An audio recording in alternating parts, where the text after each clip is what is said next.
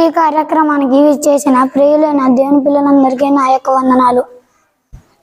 నా పేరు ధనుష్ కుమార్. నేను చెప్పబోయే పాఠం అహరోను కర్రకు పూలు పోయటం. సంఖ్యాకాండం 16 1 నెల 49 వచనాలు. సంఖ్యాకాండం 17 1 నెల 11 వచనాలు. అప్పటికి కొంతకాలం నుండి ఇశ్రాయేలీయులు అరణ్యంలో సంచరిస్తున్నారు. వారిలో కొందరు మోషే నాయకుడు అహరోను ప్రధాన యాజకుడిగా ఉండడం ఇష్టం లేదు.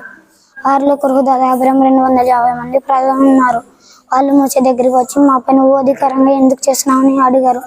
మోషే కురుహుతో అతని అనుచరులతో, రేపు ఉదయం ధూపాసులను తీసుకుని వాటిలో ధూపాన్ని వేసి యెహోవా మందిరానికి తీసుకురానని చెప్పాడు. మరుసటి రోజు ఉదయం కురుహు అలాగే చేశాడు. దేవునికి చాలా కోపం వచ్చింది. నేల నొర్రు చేర్చి అక్కడ ఉన్న వాళ్ళందరినీ మిలింగేస్తుంది. అలాగే కురుహుదాత అబ్రాము 250 మంది పడిపోతున్నగా యెహోవా వారి మీద అగ్ని పంపి దహించాడు. చనిపోయిన వారు ధూపాసులను తీసుకుని వాటితో ఒక బలిపీఠానికి ఒక పలచన తొడుగు చేయమని అహరోను కుమారుడైన ఎలియాజరుకు చెప్పాడు. అయితే యెహోవా అహరోనును ఆయన కుమారులను మాత్రమే యాజకునిగా ఎంపిక చేసుకున్నాడు. అందుచేత మోషే ఇశ్రాయేలీయులు ప్రతి గోత్రానికి ఒకని చొప్పున ప్రధానులు తీసుకొని రావాలని చెప్పాడు. తర్వాత తన కర్రను తీసుకొని రమ్మని చెప్పాడు. ఆ కర్రలన్నిటిని గుడారంలోకి తీసుకురమ్మని చెప్పాడు. ఎదుట పెట్టాలి. నేను ఎన్నుకున్నాను, వెతకర్ర పువ్వులను పూస్తాయి అని చెప్పాడు.